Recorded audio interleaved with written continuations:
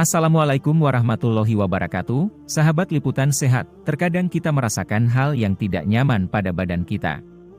Kadang persendian sakit ternyata obatnya ada di dapur. Mari kita simak penjelasan Ustadz Dr. Jihad Akbar.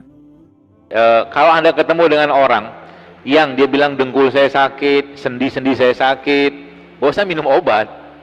Solusinya apa? Solusinya ini. Solusinya diagram ini. Turuni berat badan. Kalau berat badan sudah turun, maka yang pertama stres oksidasi pada sel akan menurun. Yang pertama, kalau stres oksidasi pada sel menurun, apa yang terjadi? Selnya akan kembali riang ceria karena nggak banyak beban. Yang pertama. Yang kedua apa? Body fat dia pasti akan turun. Yang ketiga apa? Dia akan melaksanakan lebih dominan lagi proses secara terprogram apoptosis tadi itu loh.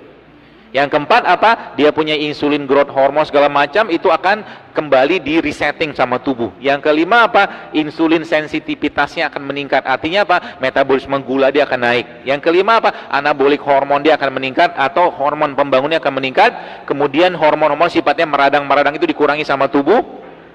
Yang keenam, ya 7, 8 seterusnya banyak sekali, itu salah satunya adalah proses autofagi.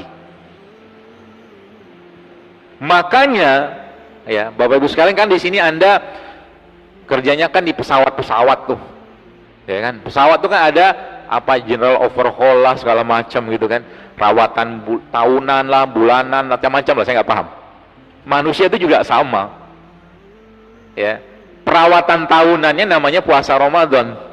Tapi ingat, jangan lagi bebani badan dengan yang tinggi gula.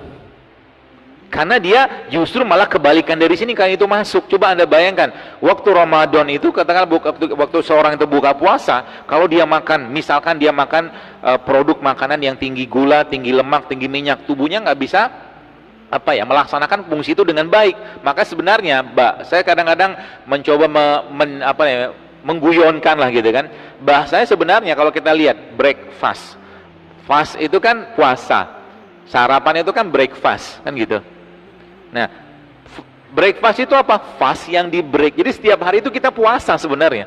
Kapan mulai puasanya? Waktu tidur. Supaya dia lebih lama ini dapat, ya, hormonnya diperbaiki, autofagi ditingkatkan, apoptosis ditingkatkan, maka lamain puasanya.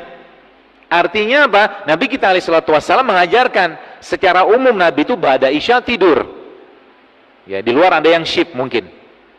Ya, secara umum Rasulullah tuh habis isya tidur. Kalau habis isya sekarang katakanlah jam 8, maka kalau jam 8 dia tidur sampai malam harus bangun. Tuh sayang kalau nggak bangun, karena ada growth hormone yang muncul di malam hari. Ya, nanti dia pagi sampai jam 8 lagi kan. Kalau jam 8 ke jam 8 sudah 12 jam.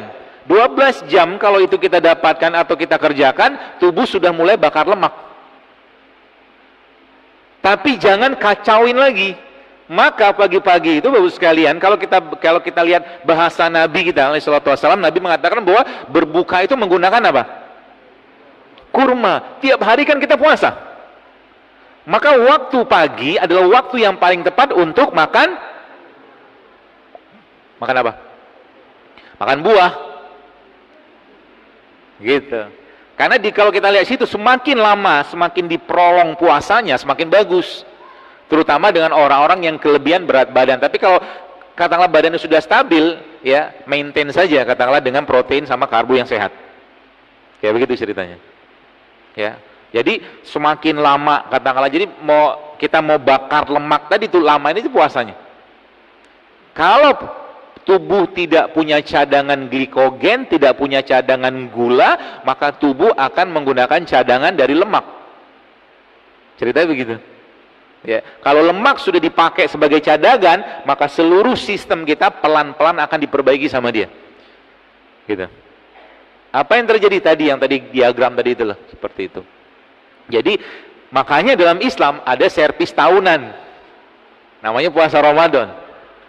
Ya, kemudian ada servis 6 hari setahun, namanya puasa Syawal. Lanjut lagi ada namanya servis rutin 2 kali sepekan, namanya puasa Senin Kamis.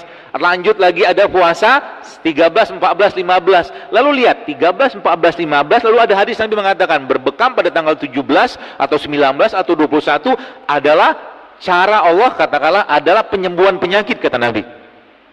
Ada urutannya semua itu. Ya gitu loh. Tapi yang wajibnya tadi 30 hari tadi. Tapi kalau yang sunnah-sunnah itu dikerjakan, bonusnya banyaknya luar biasa. Sangat banyak Ibu sekalian. Ya. Tapi untuk mengerjakan itu berat nggak? Berat. Karena berat Allah siapkan satu pintu khusus namanya Ar-Royan. Semakin berat suatu ibadah dikerjakan, semakin besar rewardnya. Bangun malam itu berat. Haji itu berat. Umroh berat, jihad berat. Tapi di situ ada pintu-pintu khusus yang Allah siapkan di surga nanti dengan amal-amalan berat kayak begitu.